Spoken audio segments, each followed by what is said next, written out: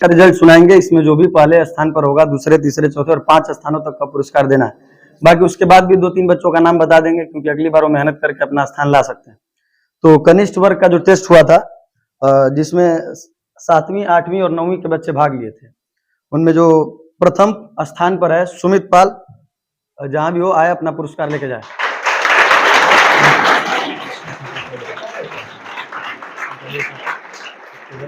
Medal उठा लीजिए, आप मेडल उठाइए, पाना दीजिए। कनिष्ठ वर्ग का होगा, कोई भी उठा लीजिए, कोई दिक्कत नहीं, रैंक 1 है।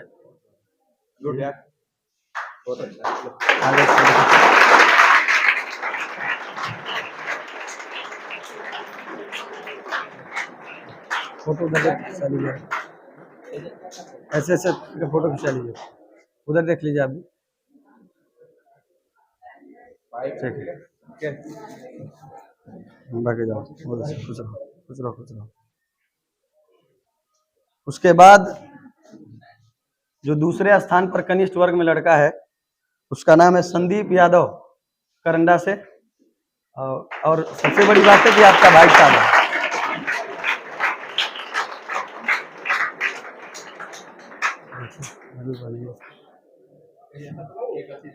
नहीं नहीं नहीं, अच्छा किया था। निकालिए, आराम से खींचिए, उसको आ जाए। कोई भी एक तो खींच लीजिए, जोर से खींचिए, जान लगाएंगे तब तो आएगा। इधर फोटो,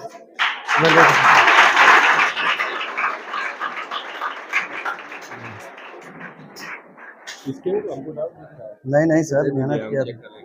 हाँ, चेक करिएगा। और इसी कनिष्ठ वर्ग के ग्रुप में, कनिष्ठ वर्ग का ही ग्रुप है अभी, तीसरे स्थान पर एक छोटा सा बच्चा जो क्लास शायद 8 या 7 का होगा, नितेश पाल, आ जाए अपना पुरस्कार लेके जाए।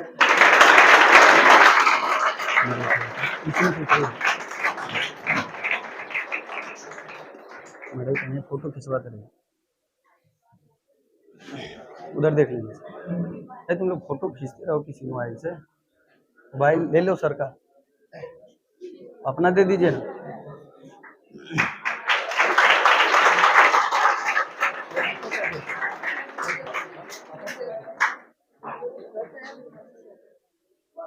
मेहनत करता है लड़का।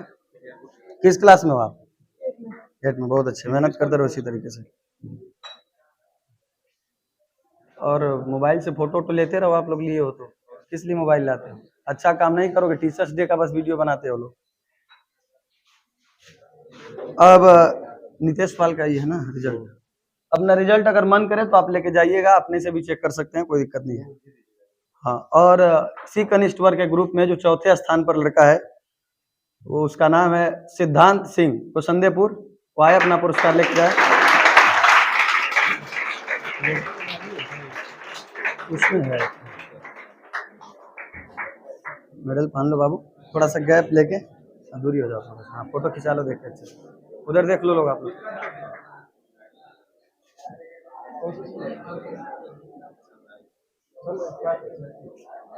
नहीं, धर्मपुर में है। 5 गो ना। अच्छा, 5वां स्थान पर है। 4 हो गया ना, 4 हुआ ना। अब कनिष्ठ वर्ग के ग्रुप में एक क्लास 9 का लड़का है, रौनक गोड़, सलारपुर, आ जाए पुरस्कार लेके जाए।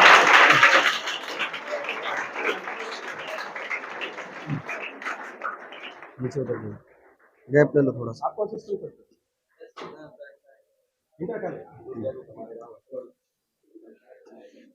खिंचाइए, लो क्या करो, इसके लिए पढ़ाई इसका हो गया।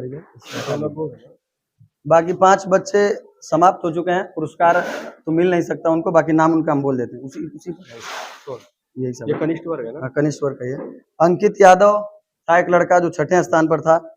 7वें पर था अरविंद यादव, 8वें पर सचिन पाल, और 9वें नंबर पर मंगेश प्रजापति, और 10वें पर है दिव्यांश गोण करके कोई लड़का।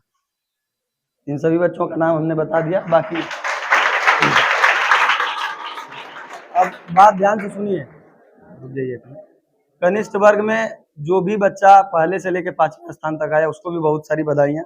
और जो 6वें से 10वें तक आया उसको भी ढेर सारी बधाइयाँ, क्योंकि अगली बार वो मेहनत करके अपना 5 स्थानों में से कोई स्थान जरूर ला सकता है।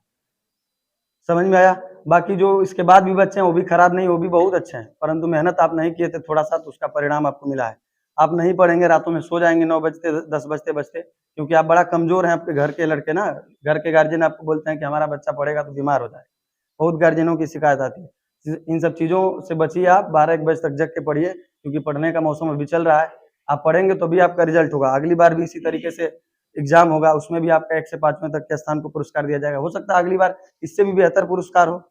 सबसे बड़ी चीज, पुरस्कार की कोई कीमत नहीं होती, यहाँ पर आकर आप मंच पर जब पुरस्कृत होते हैं, ये सबसे बड़ी उपलब्धि होती है। अगर आपका नाम भी लिया जाता है, यहाँ से आके आप चले जाएंगे, ये आप में एक बहुत बड़ी उपलब्धि है। इतने सारे बच्चों के बीच आज इतने बच्चे हैं, कल हो सकता है लाखों बच्चों की भीड़ में आप पुरस्कार पाएं, है ना? आपका नाम आए पहले पर, दूसरे पर, तीसरे पर। इसलिए एग्जाम देने से कभी डरना नहीं है, और एग्जाम में अगर विफल भी होते हैं तो उससे कुछ सीख कर जाना है। ये नहीं कि एकदम टूट गए फिर पढ़ना छोड़ दिए, ऐसा कुछ नहीं करना है। आप लगे रहिए, हो सकता है आगे भी आपका नाम इसी तरीके से कहीं ना कहीं आता रहेगा। तो अब चलते हैं हम जेस्ट वर्ग की तरफ, और जेस्ट वर्ग के बच्चों का नाम हम एक एक करके बताते हैं। प्रथम स्थान पर हर्ष सिंह आए, अपना पुरस्कार लेके जाए।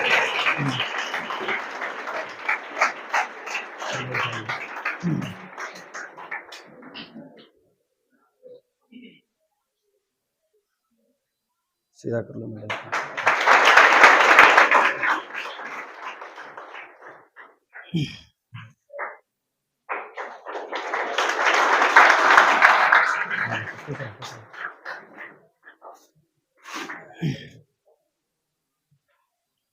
दूसरे नंबर पे हरिओम पासवान।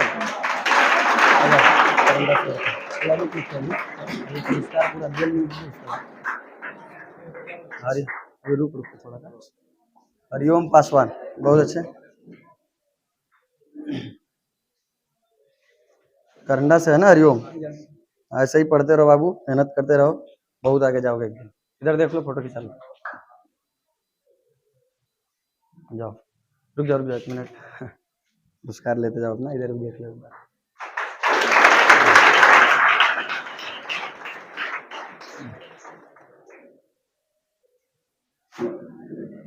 तीसरे नंबर पे विनीत प्रजापति।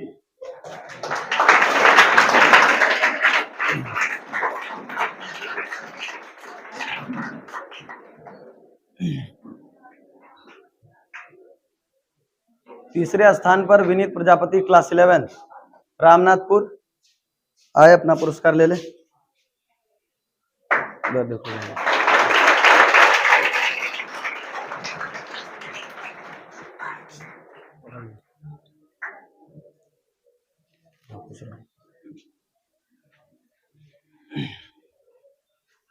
चौथे नंबर।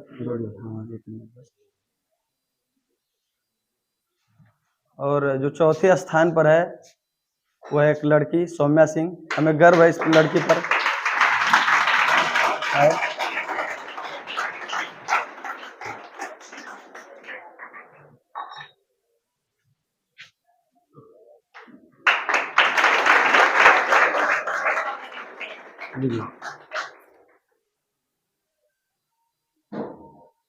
गर्व है इस लड़की पर, क्योंकि इतने भी ग्रुप में एक पहली लड़की है जिसका कुछ स्थान आया, चाहे वो कनिष्ठ से हो चाहे जस्ट से, और कोई लड़की नहीं थी। तो बहुत गर्व है, और मेहनत करते रहे सौम्या, इसी तरीके से बहुत आगे जाएगी अपने जीवन में।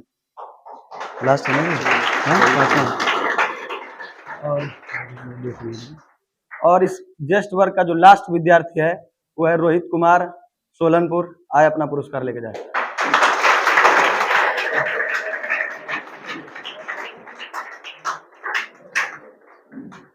लास्ट बच्चा, ताली बजाइए इसके लिए, रोहित कुमार।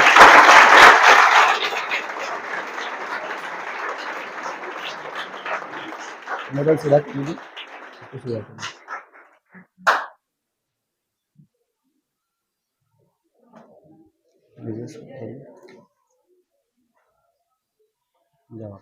बहुत अच्छे, मेहनत करते रहो ऐसे ही। बाकी इस ग्रुप में भी कुछ बच्चे थे जो एक एक नंबर की वजह से पीछे हो गए। तो जब 6वें नंबर पर लड़का था वो क्लास 10 का अनमोल वर्मा था, 7वें नंबर पर शिवम सिंह, 8वें पर शिवम प्रजापति, 9वें पर आदित्य सिंह, और 10वें पर था 10वें पर एक 12 की लड़की सालू पासवान। इन सभी बच्चों का नाम था इसमें, बाकी रख दीजिए। देखो रिजल्ट से कभी हताश नहीं होना है, ध्यान से सुन लीजिए बातों को हमारे। आप लोग बैठ जाइए सर, हाँ पद ग्रहण करिए आप सभी लोग अपना, इस नजर बैठ जाइए, ध्यान से सुनिए बातों को। आपको रिजल्ट से कभी हताश नहीं होना है। ये रिजल्ट आपको बस ये दिखाता है एक रास्ता कि आगे का रास्ता कितना मुश्किल है।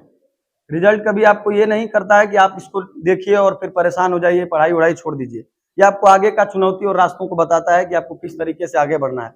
अगर आज आप इस छोटे से एग्जाम में विफल होते हैं, क्योंकि आपके गांव के 2-4 एरिया का ही लेवल का एग्जाम है, बहुत दूर से इसमें बच्चे नहीं आए थे, आपके ही क्षेत्र के बच्चे थे, तो अगर इनमें आप कम्पिटिट नहीं कर पा रहे हैं तो आगे चल के आपको बहुत दिक्कत होगी। अपने पढ़ाई को सुधारिए और कंटिन्यूअस जिंदगी में आगे बढ़ने का सपना देखिए। नहीं तो ऐसे ही छोटे मोटे एग्जाम में 2-4-10 बार जब लगातार आप विफल होंगे तो समस्याएं आपके साथ खड़ी हो जाएंगी, आप फिर पढ़ना छोड़ सकते हैं। इसलिए प्रयास करिए कि अगली बार ना हो तो अगली बार, क्योंकि जो इस बार 11 और 10वीं का छात्र है वो कहीं ना कहीं फिर से 12 में जाएगा, अगली बार 10 वाला 11 में जाएगा, तो वो जेस्ट वर्ग में ही रहेगा, क्योंकि जेस्ट वर्ग में 10 और 11 और 12 के ही बच्चे आते हैं। तो आप मेहनत करिए और सोचिए कि हमेशा इसी तरीके से आपका रिजल्ट बनता रहे। और पढ़ाई का एक सबसे बेहतरीन तरीका होता है कि एक निर्णय लेकर, एक डिसाइड कर कि कैसे पढ़ना है। 2 शर्तें होती हैं पढ़ाई की। पहला शर्त ये होता है पढ़ाई का कि आप उन कामों को सबसे पहले करिए कि पढ़ाई से रिलेटेड उन कामों को जो सबसे ज्यादा इंपॉर्टेंट और जरूरी है उसको टिक लगाइए, उसको रोज पढ़िए। और दूसरा काम है रिवीजन। आप मुख्य चीजों को पहले पढ़ लीजिए, उसके बाद तीसरे दिन उसको रिवीजन करिए। हर तीसरे दिन, दूसरे दिन जब भी आपको मौका मिले पढ़ी हुई चीजों को रिवीजन करिए, समय निकालिए उसके लिए। सुबह एकदम उठते टाइम एक डायरी बनाइए छोटा सा, उसमें लिखिए जो भी जरूरी काम है, गैर जरूरी काम है, कुछ घर के भी काम हो सकते हैं आपके, तो गैर जरूरी कामों को आप रखे रहिए साइड में, नहीं भी होगा तो अगले दिन होगा।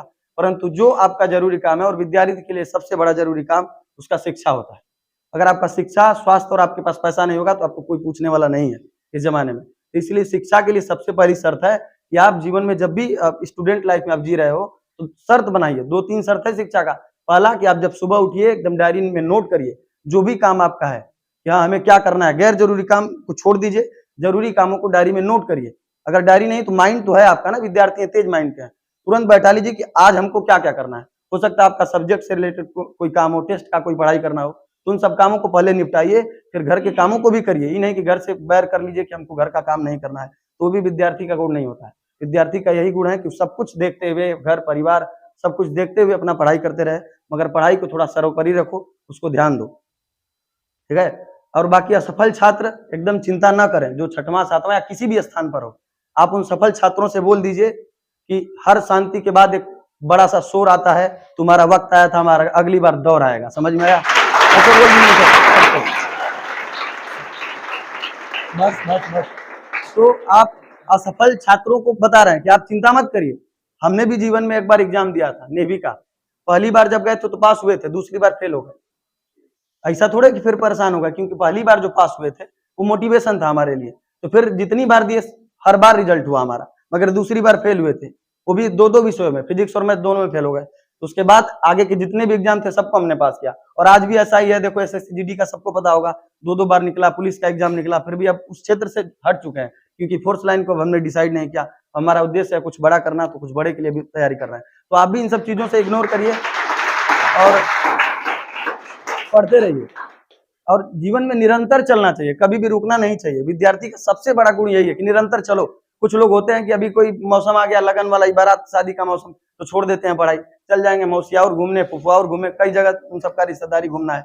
और बच्चे ऐसा क्लास में सर कहते हैं कि पूरा घर का जिम्मेदारी हमारे ही पर है, हम नहीं जाएंगे तो कैसे होगा हमारा काम, हमको न्योता लिखवाना है, हमको सब करना है। यार क्यों जाते हो उन सब कामों में? आपका एक बार वक्त आएगा ये सब करने का, परंतु अभी आपकी पढ़ाई का वक्त है, तो पढ़ाई करिए, निरंतर चलिए। आप सुने होंगे कि लुढ़कते हुए पत्थर पर कभी काई नहीं लगती, सुने है ना? क्यों? क्योंकि वो निरंतर चलता रहता है। अगर वहीं स्थिर हो जाए तो काई लगेगा, कचरा जमेगा, काम खत्म उसका, उसकी कोई कीमत नहीं है। और लुढ़कता हुआ पत्थर हमेशा चमकता रहता है। इसलिए जीवन में निरंतर पढ़ते रहो, कभी रुको नहीं। कहा जाता ना, मैं दरिया हूं, जहां से गुजरूंगा अपना रास्ता बना लूंगा, ये भी लाइन आपने सुना होगा।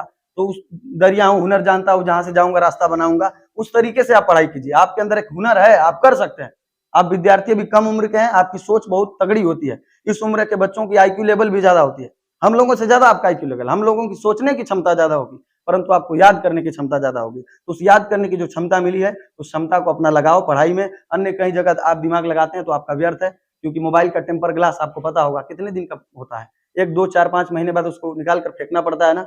तो अपने जीवन से भी जो भी बुराइयां कुरीतियां उन सबको हटा कर फेंको, सब टेम्पर ग्लास है। आप स्किन बनने का समस्या बनाओ कि हम स्किन बने मोबाइल का, और जब तक मोबाइल रहे तब तक हमें चलना है। टेम्पर ग्लास की तरह चीजों को अपने साथ, बुराई जो बुरी चीजें हैं, गंदी चीजें, उन सबको हटाओ माइंड से, और अच्छे चीजों को एक्सेप्ट करो और पढ़ाई के साथ उसको लगाओ। क्योंकि दोस्त अगर संगत खराब होगा आपका तो बिगाड़ देगा आपको। और खासकर आज जो ज्यादातर बच्चे हैं वो संगति में खराब होते हैं। लड़का और लड़कियां दोनों को कहते हैं संगति आपका बुरा होगा, आपका मित्र, आपका साथी अगर खराब है तो आपको निश्चित रूप से एक दिन खराब कर देगा। कहा जाता है ना, शरीर का जब एक घाव हो जाता है तो उसको काट के क्या कर दिया जाता है। घाव है, अगर खतरनाक कैंसर हुआ तो उसको क्या करो, फेंको, नहीं तो पूरे घाव को क्या कर देगा, बड़ा कर देगा। उसी तरह आपके अगर साथी कोई खराब है, गंदा है, बुरा है, तो उसको काट के हटाओ जीवन से अपने, हटाओ। नहीं हटता तो हटाओ उसको, हमेशा के लिए दोस्ती तोड़ दो, जो करना है कर दो, क्योंकि वो भी कैंसर की तरह होता है, धीरे धीरे आपको खराब कर देगा और आपको पता भी नहीं चलेगा। खासकर लड़कियों से कहेंगे, अगर आप लोग अच्छे से नहीं पढ़िएगा तो 12 के बाद तुरंत आपका शादी कर दिया जाएगा।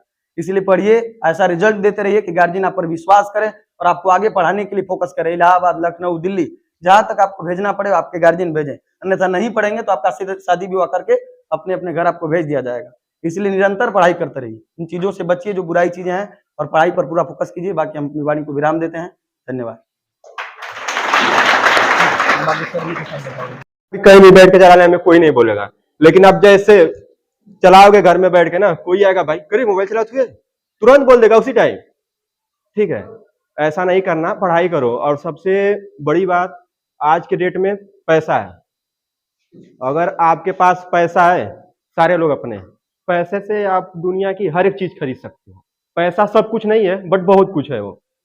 पैसा अगर आपके पास नहीं रहेगा ना, सगे रिश्तेदार या दोस्त कोई काम नहीं आएगा। अभी हम मांग दें किसी से 50,000 तुरंत मिल जाएगा, यहीं खड़े खड़े किसी को फोन कर दूंगा, उसको पता है कमा रहा है, दे देगा। आप मांगना 5,000, 5,000 छोड़ो, 500 मांगना, तमाम सवाल करेगा, बोलेगा क्या कर बे, कोनो ठीका पे तना ना हुए का, सिगरेट पिए के चाह, तो मतलब इतने ज्यादा सवाल करेगा। कभी चल ठीक है भाई, रखते मत दे पैसा, ठीक है। अभी हमसे एक भी बार कोई नहीं बोलेगा आप सर किस लिए पैसा ले रहे हो, उसको बोलेगा, उसको पता है 50,000 कमा रहा है, हमको 60,000 दे देगा, बाद में काम पड़ेगा। पैसा कैसे मिलेगा, नौकरी होगी तो, नौकरी नहीं होगी तो मिलेगा पैसा। और सबसे बड़ी बात, अगर नौकरी नहीं है ना, शादी ब्याह भी तुम लोग का नहीं होगा, ऐसे रहोगे। कौन करेगा शादी ब्याह जी? बगल में देखना, तुम्हारे बगल में अगर किसी का जॉब लग गया और तुम ऐसे हो, खूब देखने में स्मार्ट हो, शादी नहीं होगा तुम्हारा।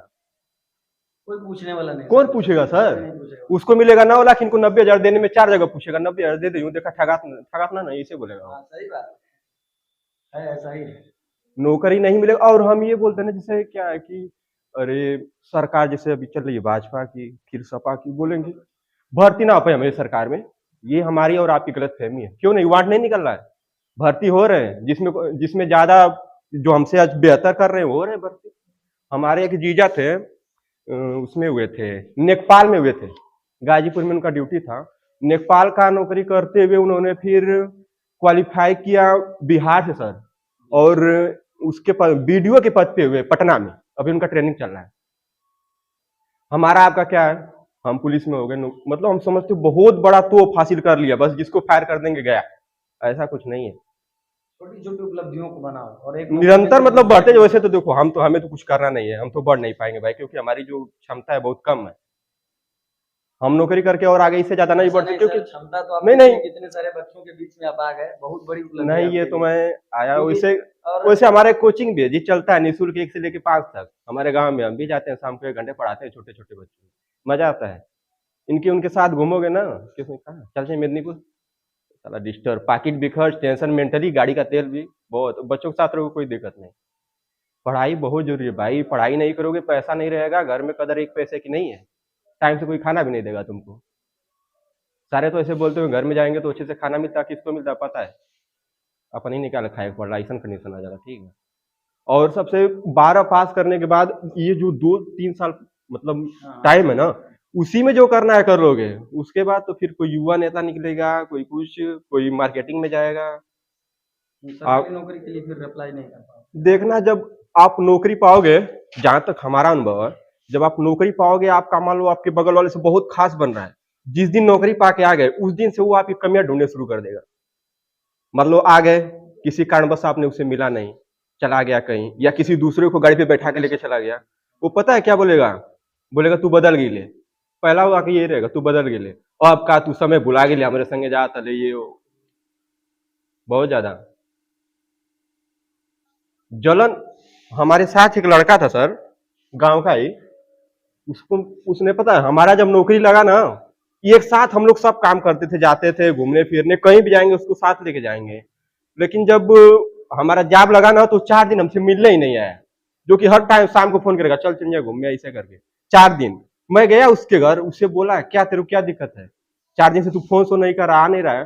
वो ये बोल रहा था कि हमारे घर हवा कुल गरिया हो तो सनम, वो दौड़े में इतना कमजोर लहू होगा, तू का ना मिले। कोई किसी का नसीब नहीं ले सकता, जिसके नसीब में लिखा है नौकरी उसको तो मिलेगा ही। अब देख के जलने वालों का तो कोई उपाय नहीं है, क्या करोगे आप उसमें। और बिना पढ़ाई कुछ नहीं होगा। पढ़ाई भी करना है, थोड़ा मोड़ा घूस घास लगे तो देखिए हो जाना है कहीं, ऐसा नहीं एकदम सोचना एकदम पढ़ाई पे ही हो जाएगा, थोड़ा मोड़ा लगेगा तो दे भी सकते हैं, ऐसा कुछ नहीं है। अगर पड़े वहाँ तो साम दाम अर्थ दंड भेद हाँ चारों सब करना है। नौकरी के लिए सब जिस चीज तरीके लगा से है। मिल सके उस तरीके से लेना है, परंतु नौकरी लेना है, इसलिए तो पढ़ाई हो रही है, और क्या इसका मकसद है। अभी इतने लड़के हैं ना, इसमें से कितने सरकारी जॉब पाएंगे, कुछ कहीं दुकान खोल के बैठेंगे, कोई पुलिस में हो जाएगा, कोई आर्मी में हो जाएगा, कोई एसडीएम हो जाएगा, कोई इसी में का डीएम हो जाएगा। उसकी लाइफ और अपनी लाइफ में बहुत ज्यादा का फिर अंतर हो जाता है। वो कहीं 4 व्हीलर गाड़ी से चलेगा, तुम कहीं दुकान पे 5 बजे उससे नजर आओगे। तब लगता है यार उसी टाइम काश पढ़ाई कर लिए होते तो हम भी कुछ बन जाते। और लक्ष्य एक होना चाहिए आपको, अगर टारगेट है हमें पीसीएस बनना है, आईएएस बनना है, डॉक्टर बनना है, इंजीनियर ही ना, मन है इंजीनियर बने का, पापा को सुनाई डॉक्टरी के पढ़े क्या, घर वालों की मर्जी से आप कैसे पढ़ाई करोगे यार। हमारा मन कर रहा है मतलब इलेक्ट्रॉनिक चीजों में ज्यादा खूरखार कर देना, लड़के कुछ छोटे होते हैं ना शुरू से इलेक्ट्रॉनिक वाले, उसको उस क्षेत्र में डालो, उसमें उसका मन लग रहा है काम करेगा। अब बरियाई से करना है तू पॉलिटेक्निक कर, नहीं होता है, जबरदस्ती कोई काम कराने से नहीं होगा, पैसे का लॉस होगा, मेंटली वो भी डिस्टर्ब हो जाएगा, रिजल्ट खराब आ जाएगा, कहीं फांसी फूसी लगा के। आपका जो मन करता है बनने का, घर वालों से बोलो हमें ये बनना है, वही उसी के लिए ज्यादा फोकस करो। 4 जगह सोचोगे नेपाल बन जाए, कानगो बन जाए, सब अलग अलग तो नहीं हो पाएगा। किसी एक चीज पे फोकस करो, पढ़ाई करो, सब चीज हो सकता है सर पढ़ाई की वजह से। यहाँ ये लोग 2 घंटे नहीं पढ़ते हो, जाके देखना दिल्ली में एक जगह है, कौन सा, मुखर्जी नगर, 18-18 घंटे लड़के पढ़ते हैं, सर पे बाल नहीं है उनके एक भी, रूम लॉक करके बस पढ़ना ही है। हाँ 1 घंटा वहां पे अगर तुमको ले जाके रख देंगे ना, देख उनका देख देख के तुम भी पढ़ने लगोगे। हमेशा लाइट ऑन ही रहता है उन लोगों का, खाना तक छोड़ देते हैं यार, चाय पे से जब नींद आएगा चाय पियेंगे, पी पी के पढ़ाई करेंगे, तब जाके वो आईएएस डीएम एसपी बनते, तब उनको 4 व्हीलर लागू होता है, 2-4 सिपाही हमारे जैसे आगे पीछे घूमते हैं। वहां तक बनने के लिए उन्होंने कितना मेहनत किया, तब जाके बने। हम आप तो 1 घंटे पढ़ नहीं है, वो भी 1 घंटे कहाँ पढ़ते हो, मोबाइल रख के वो 1 घंटा भी सही से नहीं होता सर, कोई ना कोई फोन कर देगा, चल ठीक है आते हैं, आइए फिर बोलते हैं ना जैसे आज दिन ठीक ना अकाल से पढ़ेंगे, ये सबसे हम भी ऐसे ही करते थे, बोला दिन ठीक ना अकाल से पढ़ेंगे, हाँ नहीं तो कल बराती जाके परसों में तब ऐसा करके, ऐसा नहीं करना। नौकरी ना मिली, पैसा ना रही, कदर को पैसा का नहीं है, इतना जान लेना। घूमते नजर आओगे ऐसे इधर ही, नौकरी मिल जाएगा आपको, हर एक चीज जो चाहोगे सो मिलेगा आपको, उससे ज्यादा मिलेगा। और तो बाकी तुम लोग समझदार हो, ज्यादा समझाने की जरूरत नहीं, छोड़ दीजिए इनको, ठीक है।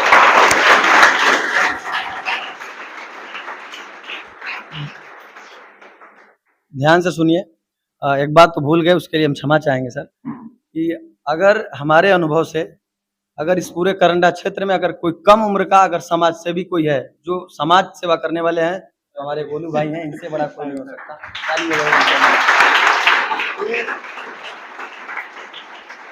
बड़े भैया के तौर पर हमारे हैं, और वाकई हर साल में कुछ न कुछ नया काम होता है। अब हमारे यहाँ प्रोत्साहन परीक्षा का सब कुछ जिम्मेदारी नहीं की थी, और हर साल कभी साइकिल प्रतियोगिता, कभी दौड़ प्रतियोगिता, फिर उसके बाद फिर ये फ्री ट्यूशन जो 1 से 5वीं तक के बच्चों का है, अपने सरकारी पैसा देते हैं। और करंडा में है, कहाँ पर है सर? ये मंदिर के बगल में भी पंचायत भवन है, उसी में पड़ा था। पंचायत भवन मंदिर के आसपास कई जगह है, वहां पर अगर आपके करंडा के हैं, छोटे आपके भाई बंधु हैं, तो उसको पहुंचा दिया करो। फ्री शिक्षा है, 1-2 लोग को रखे हैं, खुद पैसा अपने पॉकेट से देते हैं। इससे बड़ा आज के जमाने में लोग 500 रुपए खर्च नहीं करना चाहते हैं, और इतना बड़ा काम कर रहे हैं। तो इसीलिए हमारे अनुभव के साथ इस क्षेत्र में इनसे कम उम्र का समाज सेवी आज तक कोई हुआ नहीं, और शायद आगे चल के होगा कि नहीं होगा, परंतु बहुत मेहनत करते हैं, तो इनके लिए ताली एक बार और बजाइएगा।